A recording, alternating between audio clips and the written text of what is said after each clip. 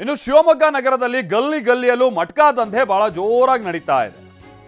ದಿನಸಿ ಅಂಗಡಿ, ಟೀ ಅಂಗಡಿ, ಬೀಡಾ ಅಂಗಡಿ ಎಲ್ಲೂ ನೋಡಿದ್ರು ಕಳ್ಳಾಟ. ನಿತ್ಯ ಲಕ್ಷಾಂತರ ರೂಪಾಯಿ ಹಣಕಾಸಿನ ವ್ಯವಹಾರ ನಡೀತಾ ಇದೆ.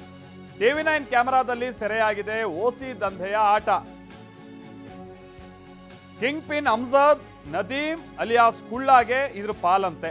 ಆಟೋ ಸ್ಟ್ಯಾಂಡ್, ಸರ್ಕಲ್ಗಳಲ್ಲೇ ಅಕ್ರಮ ದಂಧೆ. ಪೊಲೀಸ್ ಠಾಣೆಗಳ ಸಮೀಪದಲ್ಲೇ ಓಸಿ ದಂಧೆ ನಡೀತಾ ಇದೆ. ಮಟ್ಕಾ ದಂಧೆ ನಡೀತಾ ಇದ್ರು ಕೂಡ ಪೊಲೀಸರು ಬಹಳ ಮೌನವಾಗಿದ್ದಾರೆ ಅನ್ನುವಂಥದ್ದು ಆರೋಪ. ಬಹುಶಃ ಅವರಿಗೂ ಮಾಮೂಲಿ ಹೋಗ್ತಾ ಇದೆ ಅಂತ ಕಾಣಿಸುತ್ತೆ. ಈ ಥರದ್ದು ಓಸಿ ದಂಧೆ ಮಾಡೋರು ಏನು ಪೊಲೀಸರನ್ನೆಲ್ಲ ಒಳಗಾಕೊಂಡೇ ಮಾಡೋದು, ಅವರಿಗೂ ಇವ್ರು ಚೆನ್ನಾಗಿ ಇದ್ರದ್ದು ಮಾಮೂಲಿ ಹೋಗ್ತಾ ಇರಬೇಕು. ಹಾಗಾಗಿ ಗೊತ್ತಿದ್ರು ಗೊತ್ತಿಲ್ಲದವ್ರ ಥರ ಇವರು ಪೊಲೀಸರು ಇದ್ದಾರೆ. ಆಮೇಲೆ ನೋಡಿ TV9 ಕ್ಯಾಮ್ರಾದಲ್ಲಿ ಎಷ್ಟು ಸುಲಭವಾಗಿ ಇವರೆಲ್ಲ ಸಿಕ್ಕಾಕೊಂಡಿದ್ದಾರೆ ಅಂಥೇಳಿ.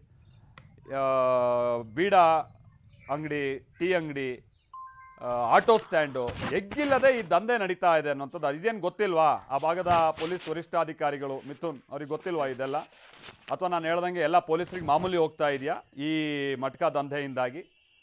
ಬಟ್ ಇಲ್ಲಿ ಯಾಕೆ ಈ ವಿಚಾರ ಅಂತಂದರೆ, ಒಂದು ಇದು ಕಾನೂನು ಬಾಹಿರ. ಎರಡನೇದಾಗಿ ಪಾಪ ಹೆಣ್ಮಕ್ಳು ಮನೆಯಲ್ಲಿ ಗಂಡ ದುಡ್ಡನ್ನು ಮನೆಗೆ ತರಲಿ, ಕುಡಿತದ ಚಟಕ್ಕೆಲ್ಲ ದಾಸ ಆಗಿರ್ತಾನೆ. ಹಾಗಾಗಿ ಒಂದು ಅಷ್ಟೋ ಇಷ್ಟೋ ದುಡ್ಡಾದರೂ ಮನೆಗೆ ತರಲಿ ಅನ್ನೋಂಥ ಯೋಚನೆಯಲ್ಲಿ ಇರ್ತಾರೆ. ಕುಡ್ತದ ಜೊತೆಗೆ ಇದೊಂದು ಚಟ ಹತ್ಕೊಂಡ್ಬಿಟ್ರೆ ಇನ್ನು ಸಂಸಾರ ನಡೆಯೋದು ಹೆಂಗೆ?